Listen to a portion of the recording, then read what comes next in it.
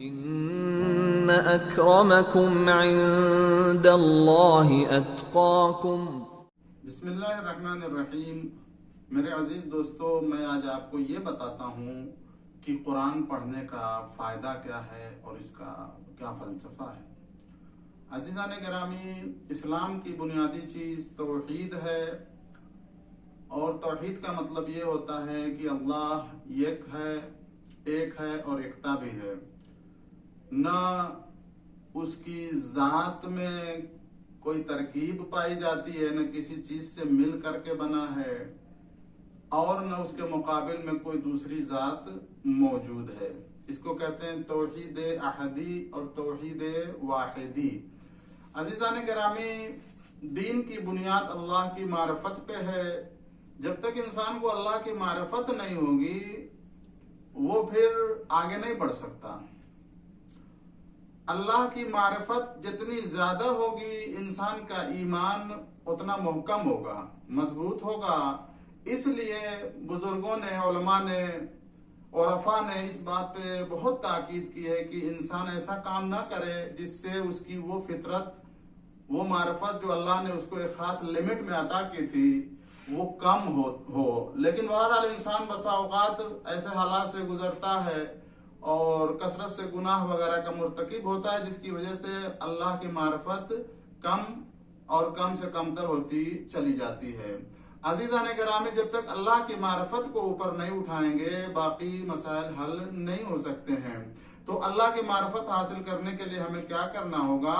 اس کے لیے ہمیں قرآن سے وابستہ ہونا پڑے گا۔ عزیزان گرامی، قرآن واحد وہ کتاب ہے جو معرفت خدا کا خزانہ ہے۔ اگر قرآن نہ ہوتا تو معرفت خدا کا سلسلہ ختم ہو چکا ہوتا، دروازہ بند ہو چکا ہوتا۔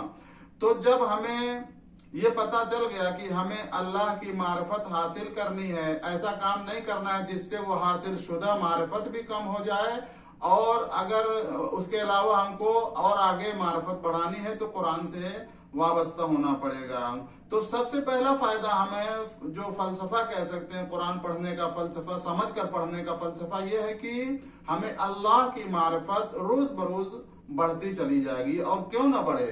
اللہ اپنے کلام میں خود جلوہ گر ہے۔ اس قرآن میں اللہ اپنے کلام کے ساتھ جلوہ گر ہے۔ تو جب ہم مسلسل اس کو اپنی زندگی میں وارد کریں گے، اپنے دل و دماغ میں اس سے مستفید ہوں گے، تو ظاہر سی بات ہے کہ اللہ کی معرفت میں اضافہ ہوگا، اور اللہ کی معرفت میں جب اضافہ ہوگا، ایمان قوی ہوگا، مضبوط ہوگا، اور دوسرے مسائل بھی حل ہوتے چلے جائیں گے۔ دوسرا فائدہ جو ہے اجتماعی فائدہ، میں سمجھتا ہوں کہ نہایت اہم ہے۔ ویسے تو بہت سارے فائدے ہیں قرآن پڑھنے سے، برکتیں نازل ہوتی ہیں، قرآن پڑھنے سے دلوں کی بیماریاں دور ہوتی ہیں، اور بس بہرحال بہت سارے فائدے اس کی طرف اشارہ نہیں، میں دو چیزیں بہت پوائنٹ کی بتانا چاہ رہا ہوں جو اس زمانے میں جس کی شدید ضرورت ہے، کہ اللہ کی معرفت بڑھانے کی اور دوسرے قرآنی مزاج بنانے کی۔ ظاہر سی بات ہے جب مسلمانوں کا ہر بچہ اس قرآن کو اس طریقے سے پڑھے کہ اس کو سمجھے بھی اور اس کے معارف کو، ان کی تعلیمات کو اپنے وجود میں اتارے، تو آہستہ آہستہ ایک فضا بنے گی اور ایک قرآنی ماحول بنے گا، اور اس میں مزاج قرآنی نام کی ایک چیز جو میں تعبیر کرتا ہوں کہ اگر مسلمانوں کا سب کا قرآنی مزاج ہو جائے تو آپس میں ارتباط برقرار کرنا، گفتگو کرنا اور بے شمار مسائل کو حل کرنے میں مدد مل سکتی ہے، جس کے ذریعے سے ہماری عزت ازدست رفتہ جو ہے پھر سے حاصل ہو سکتی ہے۔ تو فی الحال میں نے آپ کی خدمت میں دو فائدے قرآن کے بیان کیے جو نہایت ہی اہم ہیں۔ پہلا فائدہ یہ ہے کہ قرآن پڑھنے سے، سمجھ کر پڑھنے سے اللہ کی معرفت میں اضافہ ہوتا ہے، جو بے شمار مسائل کی بنیاد ہے۔